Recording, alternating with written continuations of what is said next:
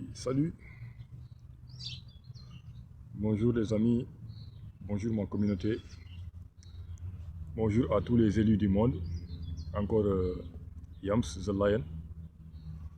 Voilà, je voulais décrire certaines qualités des élus, des enfants de Dieu. Souvent, ce sont des gens considérés comme des outsiders en fait. Quand je dis outsider, c'est quelqu'un qui est toujours calme, qui est toujours dans son énergie, qui ne cherche ni la validation, qui ne cherche pas de problème, qui ne cherche même pas de négativité.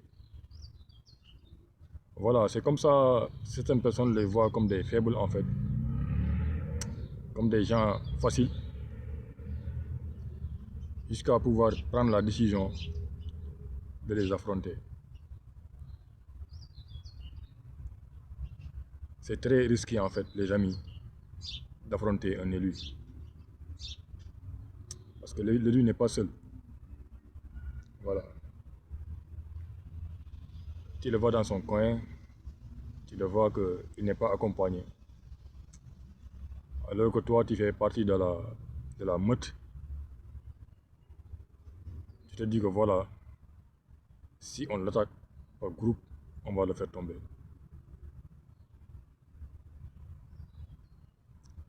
C'est en cours de route que tu vas voir que l'élu n'est pas seul.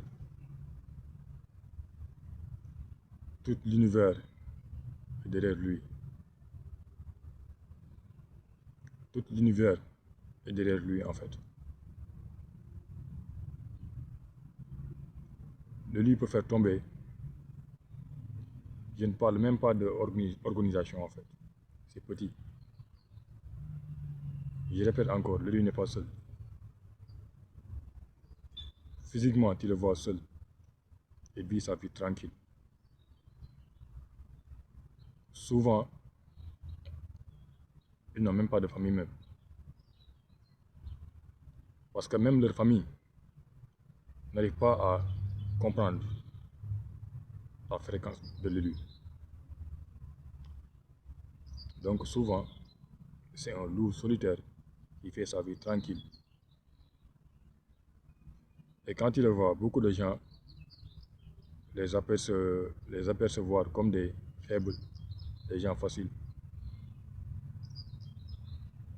Donc attaquer un élu, un enfant de Dieu, c'est très risqué.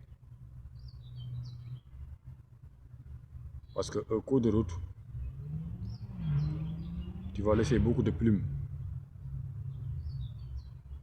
Parce que souvent les élus sont très endurants en fait. Souvent les élus sont très endurants. Voilà. Ce sont des gens très endurants. Et c'est au cours de route que tu vas laisser tes plumes. Donc, toutes les personnes qui voient les élus, qui voient les enfants de Dieu qui sont seuls, je te conseille seulement de passer ta route. C'est mieux pour toi en fait. Sinon, tu vas laisser ta plume derrière.